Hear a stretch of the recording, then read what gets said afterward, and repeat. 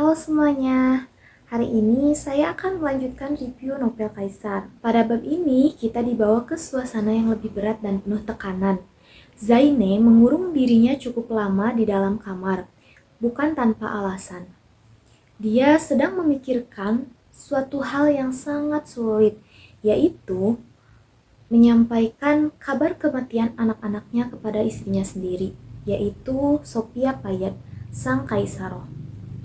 Tapi di balik itu semua, ada satu rahasia besar yang belum dia ungkapkan ke siapapun, yaitu Hayden, anak mereka, sebenarnya masih hidup.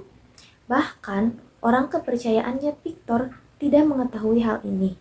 Setelah cukup lama berpikir, Zaini akhirnya keluar dari kamarnya dan berjalan menuju kediaman Kaisaroh. Perjalanan itu terasa sunyi dan penuh tekanan, seolah setiap langkahnya semakin mendekatkannya pada kenyataan yang pahit yang harus ia sampaikan. Istana Payet sendiri bukan sekadar tempat tinggal. Ini adalah pusat kekuasaan, strategi, dan simbol kejayaan keluarga mereka. Dan kediaman Kaisaroh berada di area paling privat.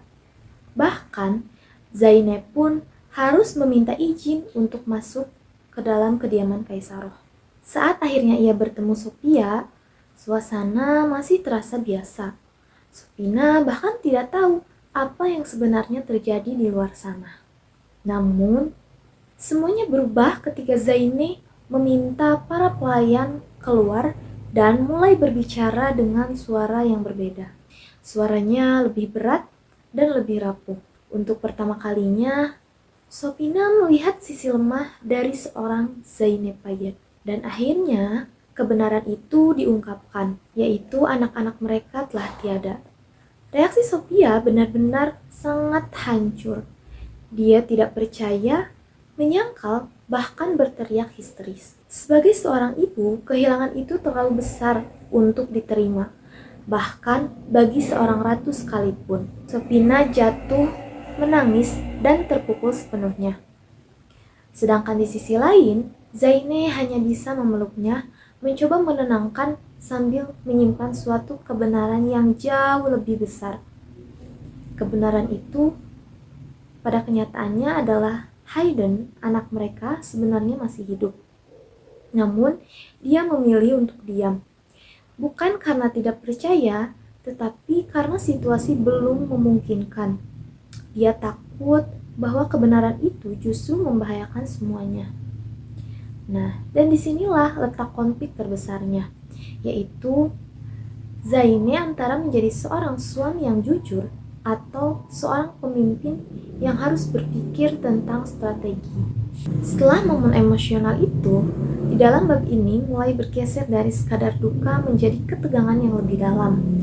Bukan hanya tentang kehilangan, tetapi juga tentang kecurigaan dan ancaman yang belum terlihat jelas. Zaine, meskipun hatinya sangat hancur melihat kondisi Sophina, dia tidak punya banyak waktu untuk larut dalam kesedihan. Ia sadar bahwa kematian anak-anaknya bukanlah kejadian biasa. Ada sesuatu yang direncanakan dengan sangat rapi di balik tragedi itu.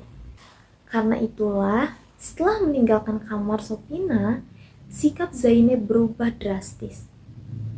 Ia menjadi lebih dingin, lebih waspada, dan tidak lagi mudah percaya bahkan kepada orang-orang terdekatnya sendiri.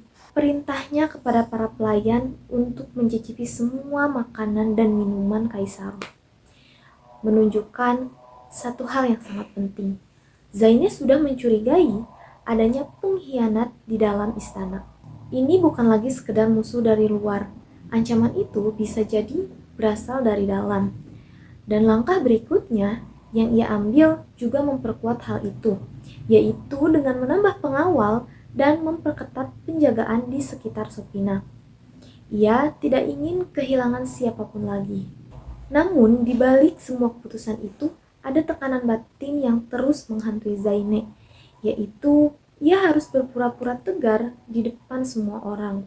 Sementara, dia harus menyimpan rahasia besar tentang Hayden. Dalam bab ini pun, berakhir dengan suasana yang menggantung, yaitu istana yang terlihat megah dari luar, namun di dalamnya dipenuhi rahasia, kecurigaan, bahaya yang siap meledak kapan saja. Nah, teman-teman, mungkin hari ini review saya sampai di sini dulu. Sampai jumpa di review selanjutnya.